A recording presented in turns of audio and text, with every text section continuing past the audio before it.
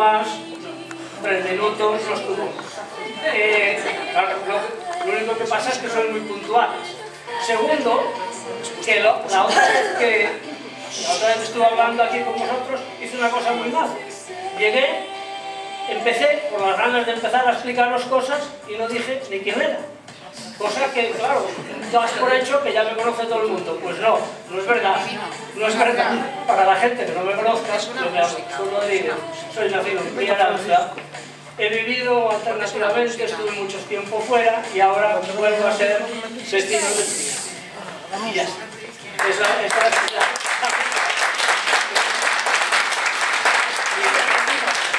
También fui, bueno, muchos años, fui profe. Y eso se nota, pues también cuando uno empieza, ¿no? Hoy el tema, ahí lo tenéis, Priaranza, de lugar a villa. Lugar, porque es la categoría, pues se puede empezar por ser casas aisladas o diseminados, después aldeas, lugares, villas y ciudades. Esa es la escala. Priaranza durante siglos quedó como un lugar, simplemente. El hecho es, y es en el periodo que va de 1700 hacia 1850, pero bueno, ya sabéis que eso es de aquella manera, ¿no? La primera cuestión a recordar un poco es muy bien. Como buenos profes, siempre empezamos repitiendo. En arameo, la misma palabra que significa enseñar, significa repetir. Así que por alguna buena razón. Y repito un poco lo del otro día. Simplemente decir que Priaranza apareció, historia, apareció a finales del siglo X, junto con otros muchos pueblos del Bierzo, 1981. Entre el siglo XI al siglo XIV, digamos, la figura fundamental que había aquí era el monasterio de Montes, el principal propietario, un gran número de parcelas, etc. Incluso la misma iglesia, que aparece a comienzos del siglo XIII, 1202, incluso la misma iglesia era del monasterio de Montes, y las rentas del monasterio de Montes, hasta ese momento. El monasterio de Montes, como otros muchos, entró en decadencia, también muy presionado por los señores feudales, y a partir del XV, dentro de todos los cambios que hay en la corona de Castilla y de León, a partir del XV pasamos a ser un lugar más bajo hegemonía señorial. La condesa de Lemos constituyó un mayorazgo sobre lo suyo, sobre una gran propiedad en Priaranza, a unos parientes suyos, los Álvarez Osorio. Y así apareció el mayorazgo de Priaranza. Un siglo más tarde, prácticamente, con Felipe II, los del mayorazgo de Priaranza compraron la jurisdicción. Y entonces nos convirtieron en un lugar de señorío secular. Y así quedábamos un poco distintos del resto de nuestros vecinos, porque nuestros vecinos como Villalibre, Toral o Dehesas eran de jurisdicción real, eran del rey. Por el contrario, nuestros vecinos de Ribor, de Santalla, siguiendo toda la montaña hasta Borrenes, eran de la merindad de Cornatel, del marqués de Villafranca.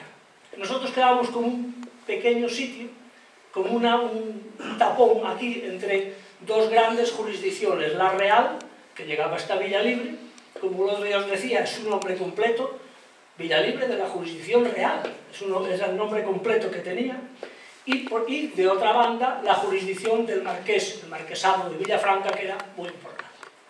Nosotros veníamos de ahí. Pues bien, en el siglo, cuando entramos en el siglo XVIII, ¿cómo entramos? Eso es un mapa hacia la mitad del siglo. Ahí aparecemos, aparecemos mal escritos, como siempre, Paranza, pero eso fue obra de un cura de la Bañeza, que fue el que hizo el primer mapa y lo escribió mal. Y a partir de ahí todos los mapas del siglo XVIII lo copian mal. O sea, eso fue así. Nosotros estábamos ahí, en un lugar, también, en ese sentido, que es lo que importa. Otro mapa también, eso es un mapa de postas, de carreteras. Había aquella línea roja, la línea roja, que bien vendría a coincidir con la Nacional 6 y A6, la carretera real. Si os fijáis, no pasaba por Ponferrada, no lo era. Y directamente bajaba desde Foncebadón, Astorga, Foncebadón, Cacabelos. Esa línea roja eran las postas montadas. Quería decir que había correos a caballo cada ciertos tramos con cambio de caballos. Nosotros estábamos, por el contrario, en una zona, aquí, esta línea, la otra carretera vieja de Orense, que era postas desmontadas, eran secundarias y funcionaban así. Cuando entramos en el siglo XVIII han cambiado muchas cosas. Cambió la dinastía, pasó de la dinastía de los Austrias a los Borbones. En ese marco, ¿cómo era Prialanza? Pues Prialanza en ese marco pertenecía, como no podía ser de otra manera, evidentemente, a la provincia o intendencia de León, que incorporaba Asturias, por lo demás, era grande. En segundo escalón era el corregimiento de Ponferrada, para las grandes causas, para recibir órdenes reales, también para la justicia mayor, la justicia criminal, eso se dependía de ahí. Y en todo ese sentido también era un lugar de señorío secular. Os he puesto los nombres de los dos señores que cubren todo el siglo XVIII, prácticamente. Era esta señora, el Francisco Lorenzo, y después su hija, Francisca del Carmen Maldonado. Las relaciones eran pues las relaciones normales, ni muy buenas ni muy malas. Tenemos constancia de pleitos. Tiene un pleito el concejo, por ejemplo, con los señores, porque en la zona del Rueda aproximadamente los señores habían montado unas cercas, prohibían los pastos y el concejo derribó las cercas. Evidentemente eso acabó en el juzgado, como no podía ser de otra manera. O también un señor, Diego Blanco, tiene un pleito, le reclama un censo que él dice que ha pagado. Bueno, las relaciones eran pues las corrientes con sus tensiones y esas cosas. Teníamos así. Y también, en última instancia, el concejo, que era lo que se llama un justicia ordinario, dos regidores y un procurador. El justicia ordinario era el alcalde, pero eran, como decía el otro día, de nombramiento, lo nombraba, en este caso, la señora Francisca del Carmen. Eso se lo nombraban, y lo cesaba. Es decir, no había duración del cargo, ni era libre disposición. Estos eran, nuestro marco de organización era esa: la intendencia, después el corregimiento, el señorío, claro, faltaría, y la organización, el concejo, la organización de vecinos. Y por último está, pero es otra cosa, el arciprestado, la organización parroquial. Nosotros pertenecíamos al arciprestado de Urbia, enorme, un arciprestado de Foncebadón, prácticamente a carraceros, es inmenso. 44 parroquias, 3 conventos, no sé cuántos curatos, 15 curatos puede que tuviera, una cosa inmensa. Nosotros desde ese tiempo pertenecíamos, y es en ese marco donde se va a desarrollar nuestra vida. El cambio de dinastía a los pueblos así lejos no le afectó especialmente. También se ha de tener en cuenta que la guerra que dio paso a la monarquía de los Borbones aquí afectaría en cuanto a alguna quinta, alguna contribución extraordinaria, pero no fue zona de combate. La zona de combate básica fue básicamente Aragón, Cataluña, Valencia. Esas fueron las zonas de combate real. El resto, alguna incursión más y ya está, ¿no? Es en ese marco organizativo, muy bien, pues se desarrolla nuestra vida. La población de Prialanza, siempre hablan Prialanza pueblo, ya aparecerá también. La población de Prialanza crece en este siglo. En conjunto, todo el siglo XVIII es de crecimiento. Ahí estaba. Nosotros partíamos de una población de 34 vecinos, a finales del siglo XVII, 34 vecinos, por tanto 150, 160 habitantes. Es lo que partíamos de partida. Ahí lo tenéis, en el caso este, en el 52 se vuelve a recuperar y a finales del siglo pasa por primera vez de 200. de 200 personas, habitantes, y una cincuentena larga de vecinos. Hemos empezado a crecer. Su estructura, como no puede ser de otra manera, ya sabéis que antes la natalidad era abundantísima, la mortalidad era abundantísima y por tanto el crecimiento de todas maneras era pequeñín. Quiero decir, a largo plazo costaba mucho ir caminando eso. Y aquí la composición por edades, pues ya la veis, de 0 a 16, casi un 37%, y más de 50, solo el 11%. Por decir algo, actualmente casi es al revés estas cifras. Son exactamente casi al revés.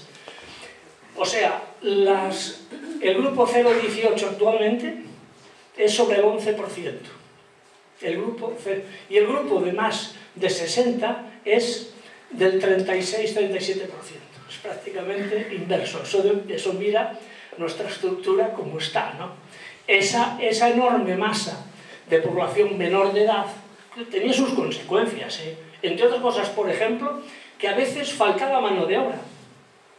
Dice, pero si había tanta gente, faltaba mano de obra porque eran muy pequeños para trabajar. Eso también a veces pasaba, ¿eh?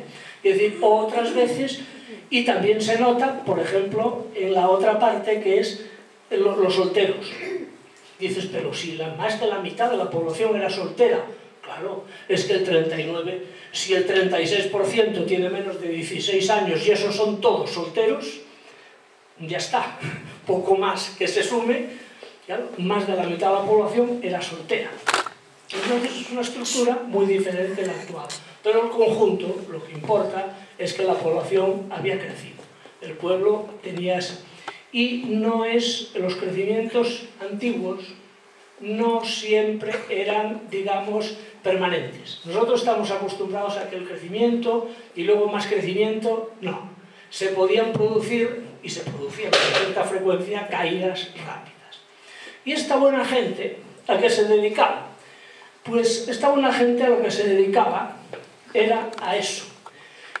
Lo he puesto en rojo están lo que valían las producciones y en azul las superficies. Os podrá sorprender. La mayor superficie, pero el menor valor, era el centeno, cereal de secano. Básico en el pan. La gente básicamente comía pan. Siempre se hablaba del compango, pero el nombre lo dice muy bien, lo que acompaña al pan. La alimentación básica era el pan. El punto contrario sería el vino. Una superficie pequeña y el máximo valor.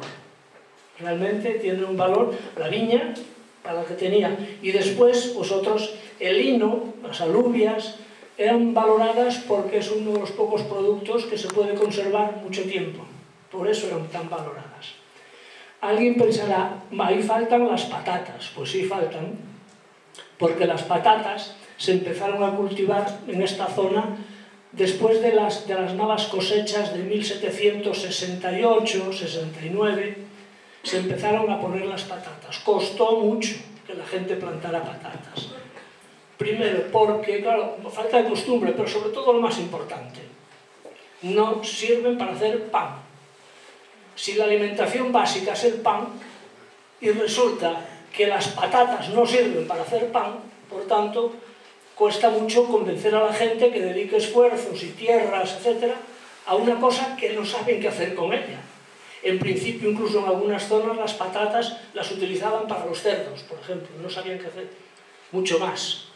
Entonces, costó. Incluso hay algún caso simpático de obligar a los curas en misa a leer una homilía, no una homilía, un escrito sobre las virtudes de la patata.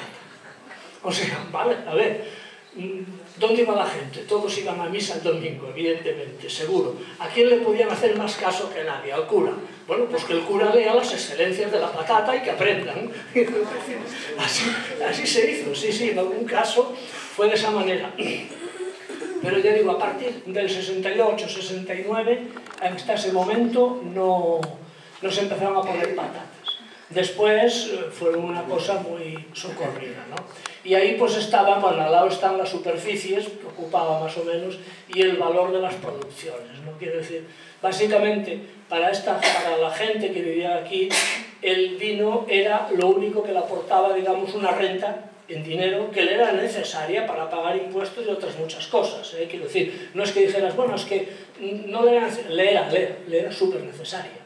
Y era lo que le aportaba. El vino tenía una fama relativa, no se conservaba, con penas y trabajos llegaba la primavera.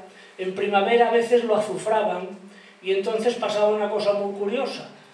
Mejoraba mucho el color y empeoraba mucho el sabor. O sea, pero bueno, pero el color quedaba bonito.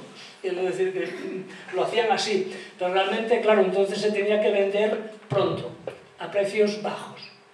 Es decir, y pronto quiere decir que se vendía prácticamente en pleno invierno.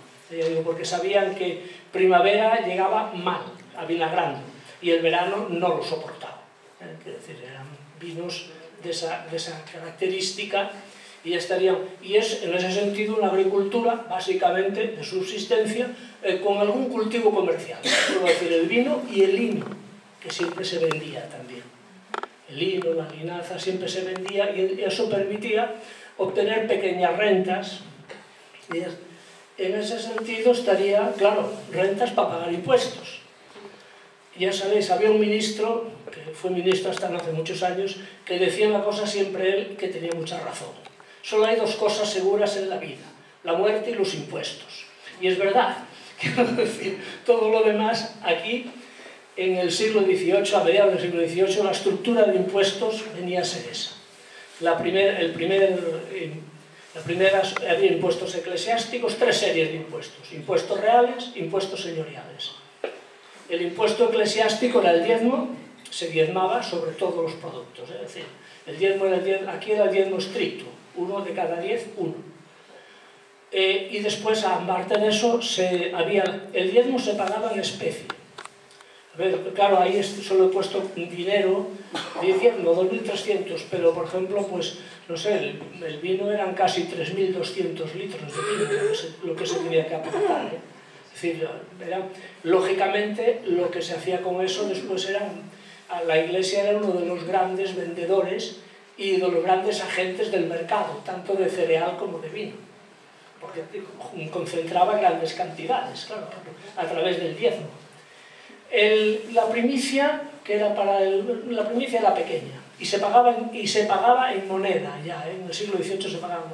Y luego está siempre el voto a Santiago, que se pagaba evidentemente al obradoiro de Santiago. Por tanto, cuando vayáis a Santiago podréis pensar que alguna piedra, por lo menos una de aquellas piedras, el pueblo de Prielanza habrá colaborado a su puesta, por lo menos alguna, o solo que fuera una. En ese sentido estaría ahí, ¿no? Los impuestos del rey, pues igual, tenía impuestos que venían de la Edad Media que no les rendían nada. De hecho, a final del siglo, ese primero, el servicio, lo quitaron porque rendía muy poco, pero después estaba la sisa sobre el producto, sobre las compras y ventas. Vamos, la sisa, como su nombre indica, es decir, si tú comprabas 10, de hecho, llevabas solo 8,5, pero pagabas 10. Esa diferencia para el rey. Por eso se sisaba. La sisa era legal, ¿eh? Pongo un ejemplo, de 10, tú pagabas 10 y llevabas 8,5. La diferencia, así estaría. Entonces, bueno, pues ahí estaba el fiel medidor. Los cientos también era un recargo más, se ponía un ciento, y así sucesivamente. Y los impuestos señoriales también en origen habían sido reales, ¿eh? En origen habían sido impuestos reales, pero, mira, los había comprado los señores de Prielanza y los cobraban ellos. Era una cantidad módica comparado con los otros, ¿no? Pues ahí tenéis la estructura de impuestos que esta gente soportaba. Tiene su importancia, o sea, la mitad prácticamente del impuesto era eclesiástico, casi un 40% era real, no es poco, ¿eh? Y después el resto era impuesto señorial. Eran 3 tandas de impuestos diferentes. En ese sentido, es decir, la vida pues era eso, esencialmente, ¿no? no tenían otra... Sí, eso he puesto alguna manera, pero también... Sí. Perdona, antes de que sigas, de todos esos impuestos que se pagaban ahí, ¿tienes alguna idea de cuánto podía suponer dentro de la producción económica de una familia? Sí, se puede calcular por lo siguiente, porque, como te decía, el diezmo, ejemplo... Bueno, la décima parte, sí. No, pero no es por el diezmo, es porque el diezmo además tenemos los datos de exactamente cuántos kilos, bueno, lo podemos pasar a kilos, de trigo, de centeno, de alubias, 2 carros de hierba, tantos litros, tantos cántaros de vino, tal. Entonces, claro, eso, como sabemos el conjunto de lo que se producía en el pueblo, también sabemos cuántos, entonces podemos hacer una idea de qué representaba sobre las familias. En la práctica, en muchos sitios, el 50% de lo que se producía era para la reproducción, o sea, para el consumo de la propia familia y para las simientes, todo eso, guardar para poder sembrar al año siguiente. Y después de ese 50 que quedaba, eso iba variable. En un año bueno podría ocurrir que el 40 fuera para impuestos y un 10% libre venta en el mercado. O sea, el campesino podía vender, eran sus excedentes propiamente, lo que le quedaba. Eso así, en términos generales, es como funcionaba. Es decir, entonces, de esa manera no tenía... Y también veis que el pueblo pues también tenía, el pueblo, el concejo, tenía sus bienes, se llamaban bienes de propios, eran pocos, ¿no? Una casa, que era cárcel y taberna. Pero la cárcel estaba muy mal, porque tenemos un informe de ellos que dice que no tienen ni grilletes, ni cepo, no os imaginéis que tenían cosas allí tremendas. Dice, porque pasan muchos años y no tenemos ningún preso. Bueno, pues, yo no sé, un cuarto que tenían allí, mira, de usos múltiples, tenían el cuarto aquel. Y también, y taberna, porque el vino estaba en parte, sobre todo los alcoholes, se tenían que vender en un lugar fijo para poder cobrar el impuesto correspondiente. Y entonces lo hacían. Conocemos el nombre del tabernero. El tabernero se llamaba, tenía que ir a la taberna Bernardo Álvarez. Era un señor, los tengo puestos ahí al lado, ¿no? También el pueblo tenía pues algunos prados, algunos monte, sobre todo monte. Los nombres ya de los parajes, Valdegarcía, Valdesancho, son ya Humeral, que escriben, o Humeralón, lo escriben de muchas maneras, pero bueno, siempre son zonas así de pastos, de yermos, y evidentemente con esos pocos recursos no había presupuesto de ningún tipo. O sea, simplemente cuando había un gasto se hacía escote entre los vecinos y punto. Es decir, el principal gasto que tenían era pagar las veredas, que decían. O sea, el que venía de Ponferrada con las órdenes del rey. Sí, traía el papel y entonces, para ponerlo, y entonces había que pagarle la vereda, que se llamaban, que era el principal. De hecho, el principal gasto que tenía. Después tendrán de golpe muchísimos, pero eso ya en el cambio de siglo, ¿no? Aquellos eran una locura. Y en ese sentido, lo más sorprendente también, hay molinos de 2 muelas y que trabajaran todo el año, solo había uno, de 2 muelas, que estaba al humeral, solo había uno. Y el resto de molinos, hasta 6, que estaban ahí, como pongo, en la reguera, en el humeralón, en la guedella, eran de una sola muela y molían 2 meses, 3 meses. Evidentemente se le adjudicaba un rendimiento y ya estaba. En ese sentido, ahí ya no lo he puesto. Es curioso porque, por ejemplo, una de las cosas, claro, en estos informes solo sale lo que tributa, lo que le interesa al fisco, no salen otras cosas. Pero, por ejemplo, una cosa sorprendente, salen las colmenas. En el pueblo había 24 colmenas, 9 eran del palacio y 6 de uno de estos señores que tiene molinos, el Andrés Rodríguez. Y el resto, pues, son de gente que tiene solo una. Pero sí, el principal tenedor de colmenas era el palacio, tenía 9. Pues, bueno, dicen colmenas, hombre, pensaban una cosa, no conocían el azúcar. Era la única forma de endulzar que tenían. Entonces, tenían su importancia, evidentemente. En ese sentido, así. Y aquí he puesto los nombres, pues, ya veis, los apellidos ya se van pareciendo a los apellidos actuales, claro. Los apellidos de, pues, ¿quiénes eran? Pues eso, pues el alcalde, Tomás Gómez, los regidores, Antonio Gómez, Andrés Gómez, los peritos que llamaron para poder hacer estas declaraciones sobre tierras, producciones, todo eso.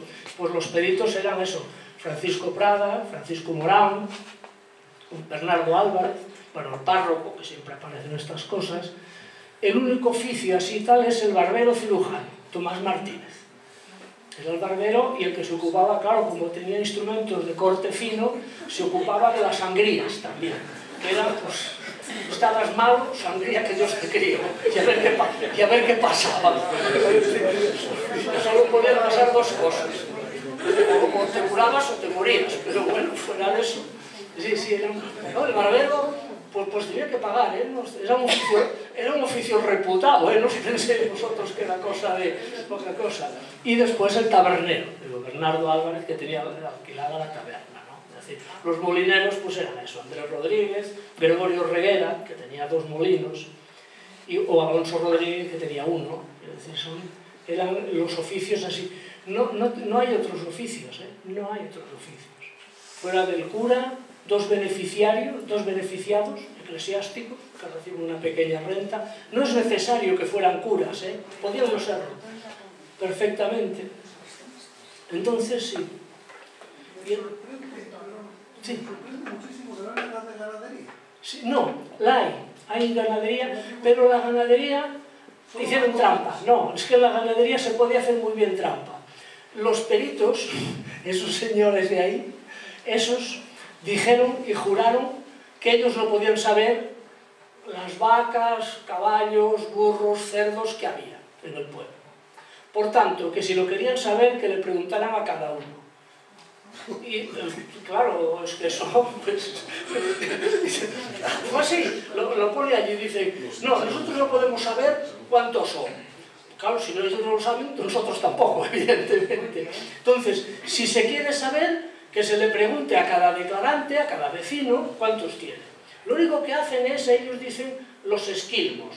Y van haciendo cálculos de cuánto rendían. Claro, el ganado también, la gente estaba medio atropellada y el ganado también estaba medio atropellado. A ver, os lo explico. Decían que, por ejemplo, una vaca haría, para la hora de calcular el rendimiento, año y vez, no un ternero al año.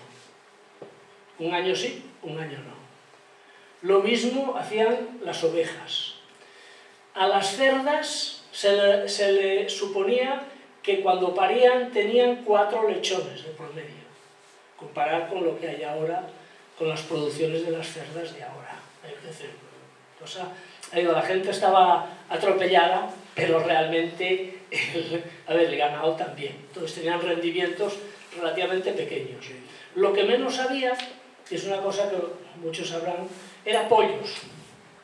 Porque el pollo, pero no tenía nada que ver tenía que ver con el diezmo. Porque los pollos tenías que pagar. Si criabas pollo, tenías que pagar un pollo, aunque solo criaras uno. Evidentemente, ¿qué hacías? No criabas pollo, pues eso es de sentido común. Quiero decir, porque si crías 2, tienes que entregar 1. Si crías 1, tienes que entregar 1. Y si crías 10, cosa que sería impensable, tienes que entregar 1.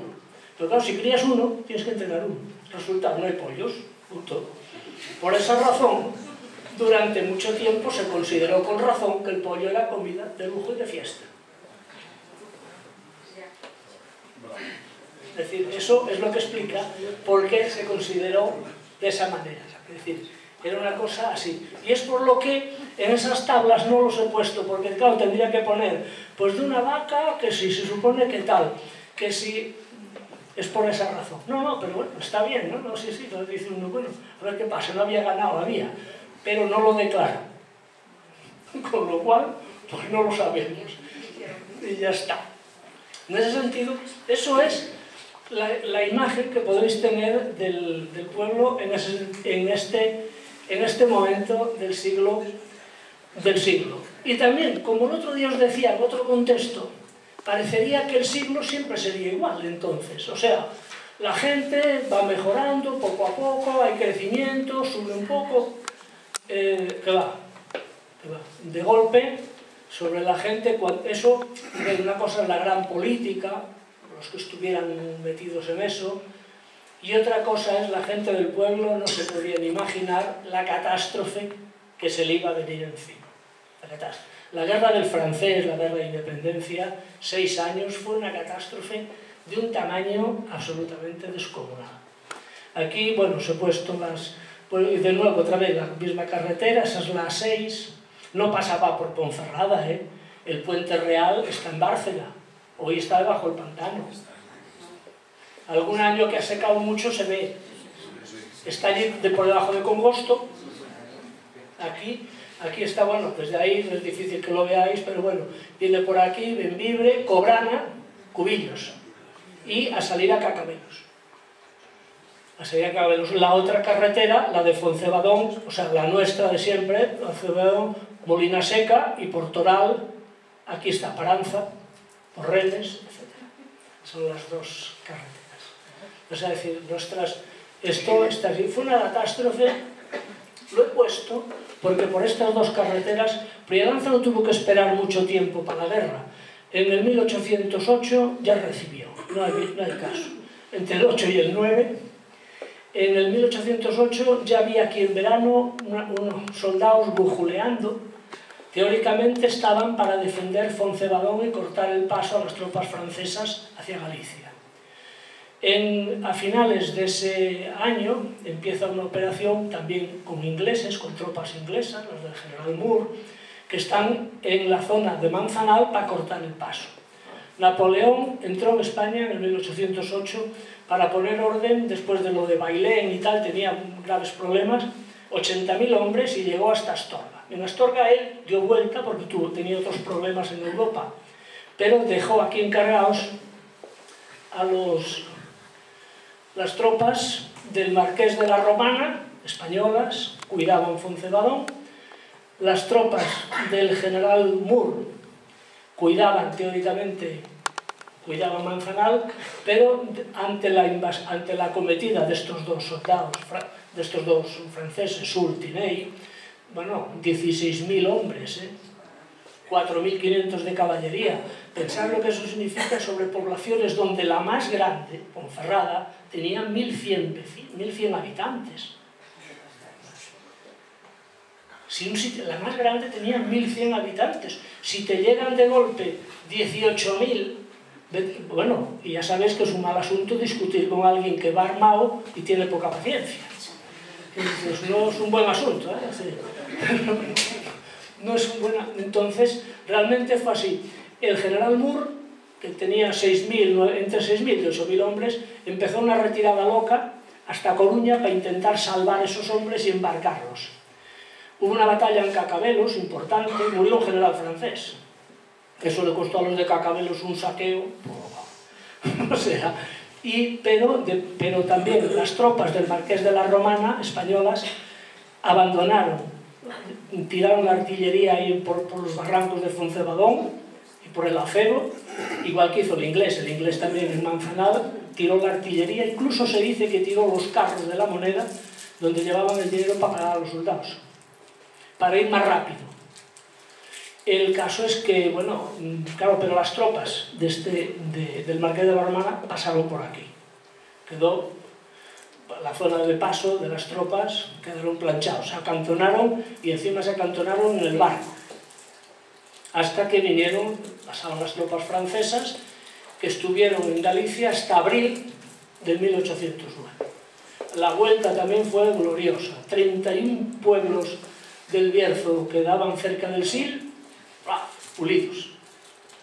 Es decir, realmente, claro, además, imaginar lo que significa 6 años de guerra y viviendo sobre el terreno 3 ejércitos, franceses, los españoles, los ingleses y los guerrilleros. O sea, y todos comen. O sea, entonces, Y además eso, no podías decir, bueno, como las guerras de antes, lo que os decía de la guerra cuando entró la dinastía Borbón. La guerra era muy importante pues en Barcelona, pero en Priaranza pues no pasaba nada. Pero claro, esta no, esta fue universal, digamos, en el sentido en que fue en casi toda España y en muchísimos sitios. Astorga volvió a recibir, pero a lo loco otra vez en 1810, 2 asedios, 2 asaltos, o sea, eso nos ha perjudicado pues en ese sentido, ¿no? Y la prueba está en que en 1810 empieza una convocatoria de Cortes de Cádiz, y nos dice la población que tenía Priaranza, 38 vecinos de nuevo. De la cincuentena, 38. O sea, 12, 14 casas al aire. Y evidentemente eso vuelve a significar pues que tienes 160 personas, como mucho. De 200 y algo, quiere decir que 40 personas, o alguna más, o 45, han desaparecido. Es decir, el palo fue contundente. Entonces, bueno, pues el pueblo... Y claro, eso después seguían todas las reclamaciones, pasan tropas, y si no es como mínimo el servicio de bagajes, o sea, tener que llevar paja o comida donde estuviera el ejército, lo tenías que llevar con tus medios, además. Es decir, poner tú la caballería, el carro, lo que fuera. O sea, realmente fue horroroso. Y lógicamente en un conflicto de este tamaño, combinado, aquí sí que no os explicaré la historia política que viene, porque eso, si no es muy... estamos aquí explicando cosas que afectan muy directamente a Priaranza. Lo que vino después, como os pongo ahí, es el colapso total del sistema. Cuando acabó la guerra, en el 1814, pues pasó de todo. El rey Fernando VII intentó, porque era lo que le convenía, evidentemente, volver al pasado. Aquí no ha pasado nada y volvemos al siglo XVIII. Pero, entre tanto, había habido una constitución, unas cortes. También dio un mal ejemplo. Fue el primer golpe de Estado moderno que dio. Claro, cuando hables una... A ver, si a la fuerza, por un golpe de Estado, cambias un régimen, a la fuerza, por un golpe de Estado, se cambia otro régimen.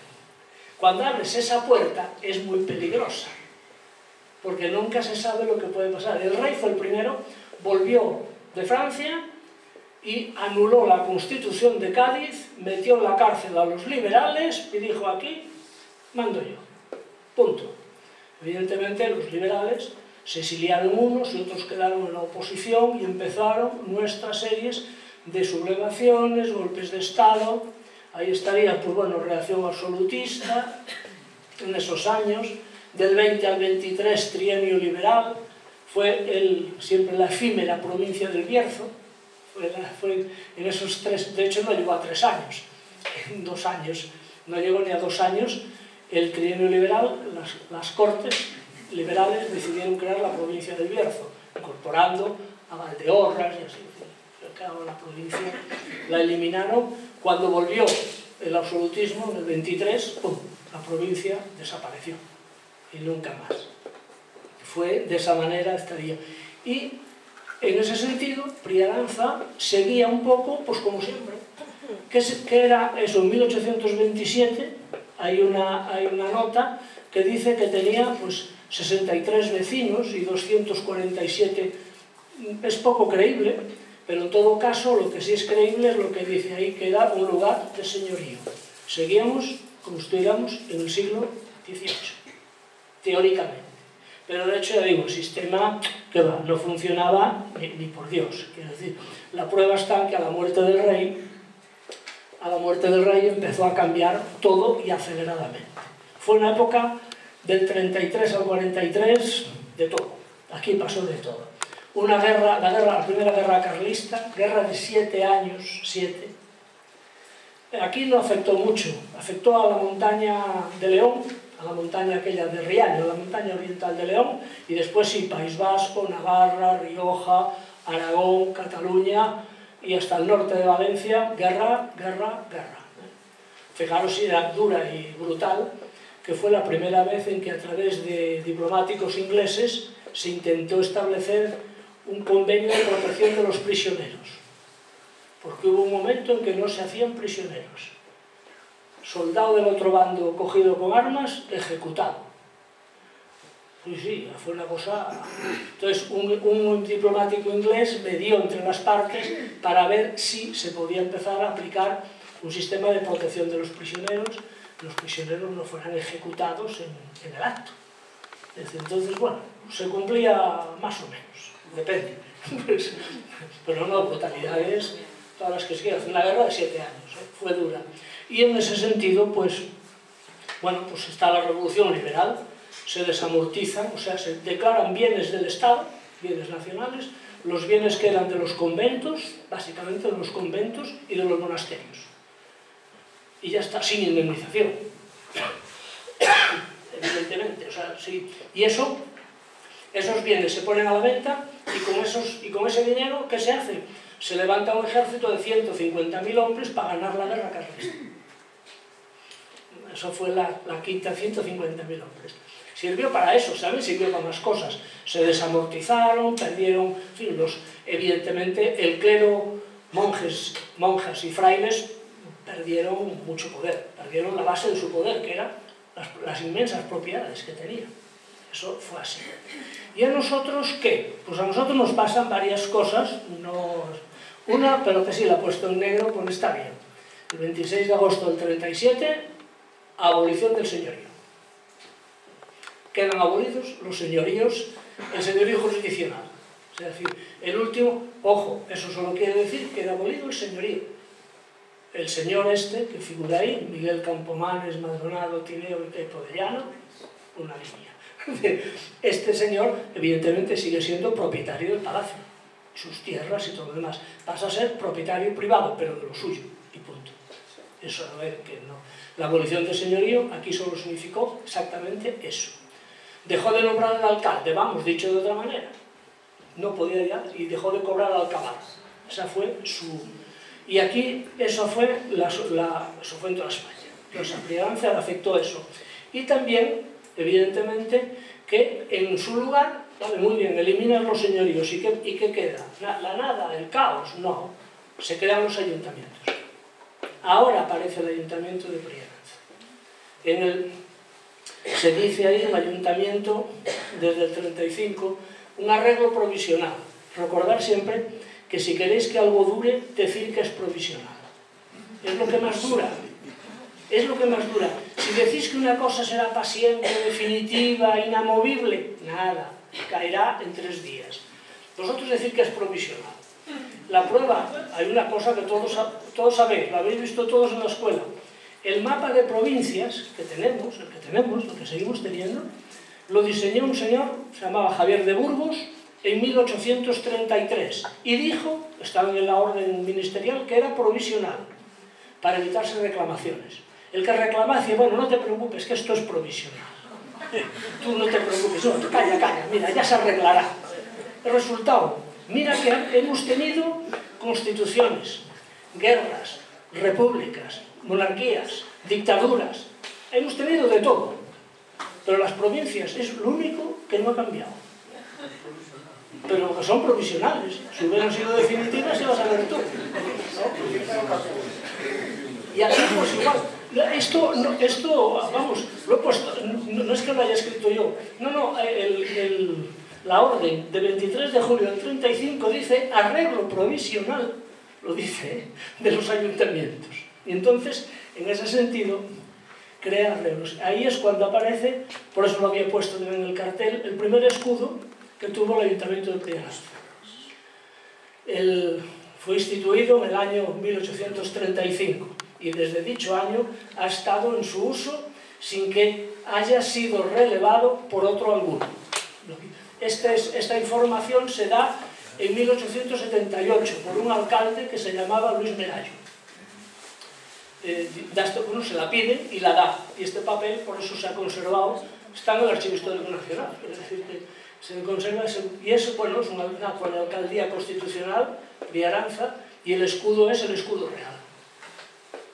No tiene ninguna particularidad. También era el mismo escudo que figuraba, yo qué sé, por ejemplo, en el boletín oficial de la provincia. Pues era el mismo escudo. Quiero decir que solo cambia la orla. En ese sentido es la primera bueno, fijación que hay. Pero dice, muy bien, ¿y este ayuntamiento qué era? Pues a eso vamos. Ahora tenéis un mapa de cuál era el primer término. Fue tremendo. Un jaleo, menos mal que era provisional. El primer ayuntamiento se hizo con los términos siguientes. Ahí está. Toral era inmenso, pasaba el río y buena parte de Flores del Sí, de lo que es Flores del Sí, la calle de la Cemba, todo eso era Toral. Y eso, en los documentos más viejos de catastro, te dice el término de Toral.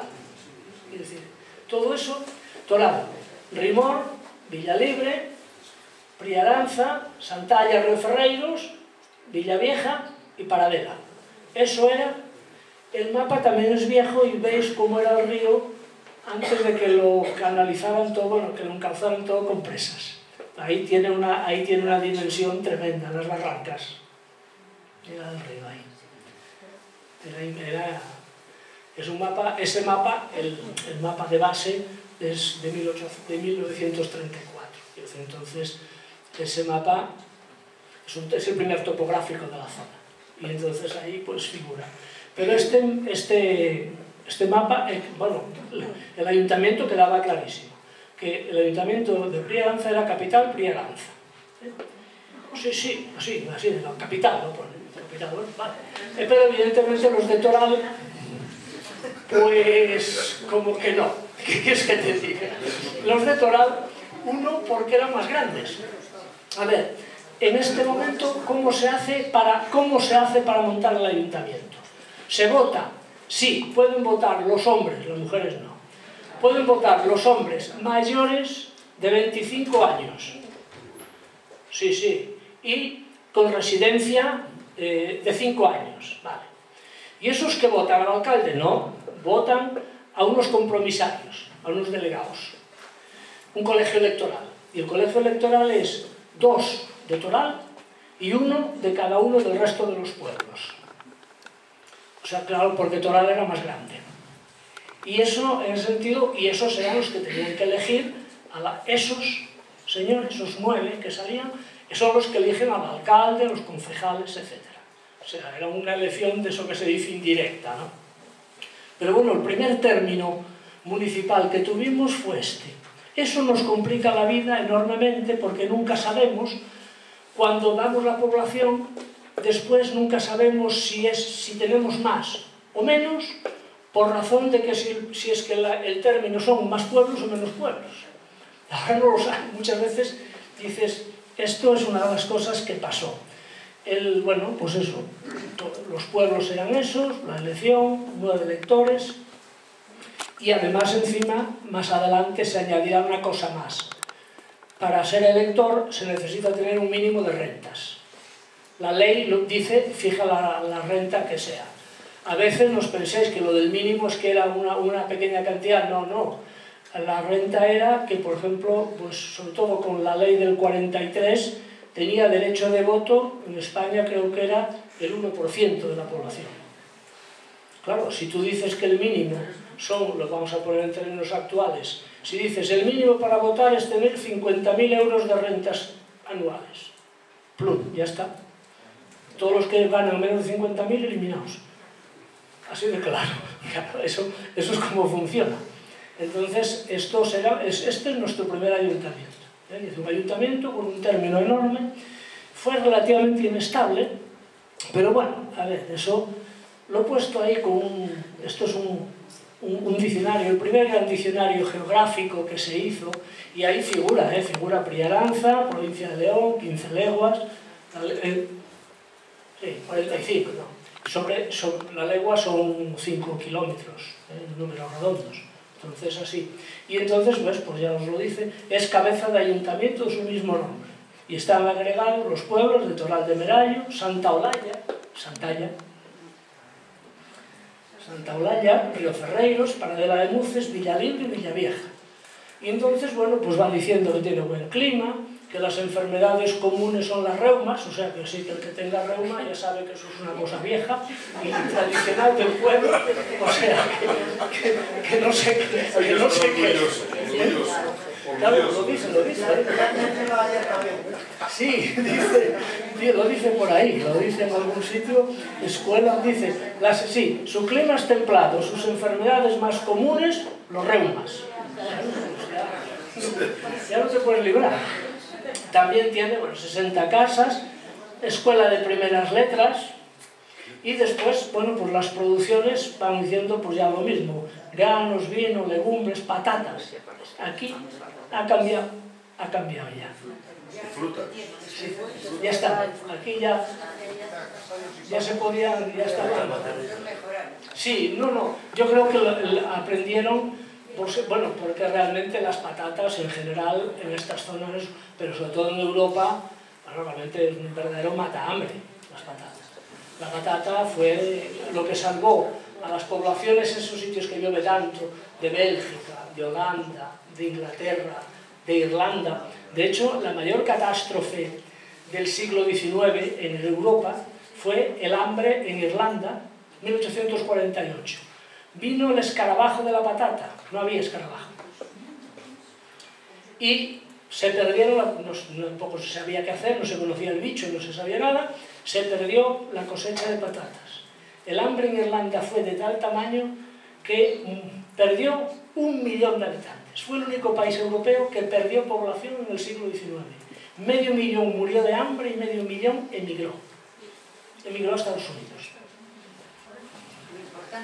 Sí, es decir, no importa, o sea, fue tremendo. O sea, las patatas son todo en zonas de climas húmedos y tal, un mata hambre, pero seguro. Y aquí fue entrando, eso se regularizó perfectamente también, ¿no? Y entonces, bueno, pues ahí, ya lo dice, producción del comercio, extracción de vino por los asturianos y de cebada por los maragatos. Esa era ya pequeño comercio que había. Aquí ya vinieron a hacer una inspección en condiciones. Sí, ya está. Las vacas, las ovejas. Sí, ya estaban ellos, pues eso, bueno, pues había y varios molinos, quería ganados y alguna caza. Dice, bueno, vale, poca cosa, pero bueno, hay una cosa en ese sentido, pues evidentemente figura también, pues lógico, la producción, el valor de la producción, los impuestos, siempre los impuestos, la contribución, etc. En ese sentido ya estamos perfectamente en esos años, hacia esa época, 42, el 43, por eso lo he puesto ahí. El ayuntamiento, ojo, aquí no estamos hablando del pueblo, el ayuntamiento tiene 296 vecinos, 1.332 habitantes, pero eso estamos hablando del ayuntamiento. Es decir, si tenemos que volver al pueblo, tenemos que bajar, sí. En el mapa que pusiste ahí habías incluido a San Juan de Paluezas. No, San Juan. San Juan y Boces, eso fue un cambio que se hizo muy posterior, en el siglo XX. Y lo acabaron de quitar, y lo volvieron a quitar en el año 60 y no sé qué, que es cuando añadieron Ferradillo, mira que tampoco figura. Pero en el mapa que tenías antes sí que estaba incluido, sí. Pues si lo puse, me equivoqué. A ver, ¿Ese no, Paradela. No, Santalla y Referreiros, que no lo marqué, lo debía haber marcado porque lo tenían separado, los tenían separado, todavía era un núcleo que lo hacían estar como separado de Santalla, Referreiros, pero no, de hecho San Juan estaría ahí, eso es San Juan. San Juan está aquí, igual que y Boces está por allí. Ahí está, y Boces. Sí, quiero decir que entonces, y esos, si el Ayuntamiento de Prianza es de los de León, a lo mejor, claro, siempre a todo siempre gana alguien, pero creo que de los de León es el que más veces ha cambiado el término. Lo peor de todo es que cuando cambian, nadie se molesta en decir por qué. Encuentras la orden y dicen, orden ministerial. Pum. Se decreta el cambio de términos municipales y dices, ¿por qué lo haría? A ver, igual que tengo idea, ¿por qué este término? Yo creo que este término lo hicieron porque había que machacar, vamos a decirlo así, a Borrenes. Borrenes había sido un centro importante porque como era la capital de Rimor, Santalla, Paradela, era el centro de administración del marqués de Villafranca. Cuando llegaron los liberales dijeron a estos, ¡pam! Yo creo que lo hicieron para eso básicamente.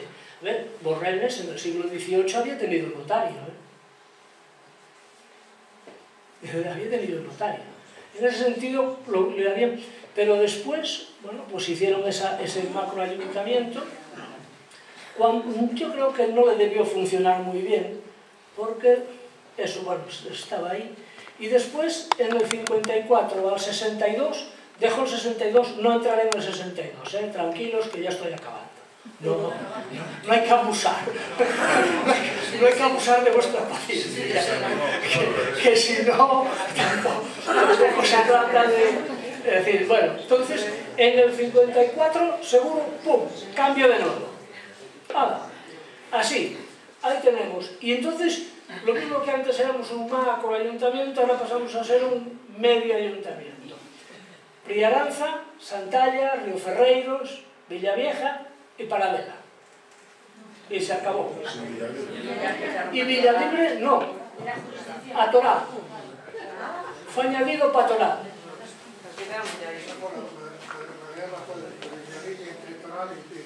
Sí. Es decir, y Villalibre lo añadieron en esta época, que cambiará otra vez. El siguiente mapa que os ponga ya estará Villalibre. No os penséis que esto va a parar aquí. No parará. Pero eso ya os lo pondré hoy. O sea, pero de hecho, ese ayuntamiento está ahí. Y os he puesto al lado, aquí sí, por pueblos ya la población que tenían cada uno. Priaranza con sus 421, es evidente que se ha producido un crecimiento, igual que Santalla 342, Río Ferreiros 37, Villavieja 129 o Paradela 193 habitantes. Bueno, pues ya está bien. Y lógicamente pues, nuestras contribuciones y demás, ¿no? Sí, la contribución. Sí, en reales de plata. Sí, todavía contaban en reales, sí. Sí. Es que esto también, lo de las monedas también tiene su qué, ¿no? Siempre que aquí cada uno, aquí intentado, mira, decían en esta época, en el siglo XIX, decían, el duro, tenía una colección de ellas, por eso, el duro es absolutista, el real es de los moderados. Cuando se hizo una revuelta por ahí, a partir del 56, del 54, se hizo una moneda que se llamó escudo, que muchos la conocéis por jugar a las chapas. Las monedas de las chapas normalmente son escudos. Pone 10 millonésimo, 10 milésima, y cosas así muy raras en esas monedas. Pero son monedas de cobre, grandes. Seguro que muchos, bueno, muchos no sé, los más veteranos, habrán visto esas monedas. Pero, y después, la peseta fue cuando la revolución del 68, 1800, se hizo la peseta. Entonces, quiero decir, también, o sea, van cambiando lo de las monedas, también tiene lo suyo. Pero bueno, esto era el ayuntamiento que decidieron cambiar. Y bueno, duró una temporada. En ese sentido, aquí, pues ya, por ejemplo, se nota muy bien en las contribuciones, ¿no? En el 45 se paga poco, o sea, contribución extraordinaria. En el 50, una barbaridad, 50.000 reales en el ayuntamiento se paga. Y después de golpe, en el 54 55 se baja mucho. Y uno dice, mira, qué bien, han aflojado. No, es que el término es mucho más pequeño. Quiero decir, en el 54 55 fue el último año, y entonces, por ejemplo, claro, ese es ese término.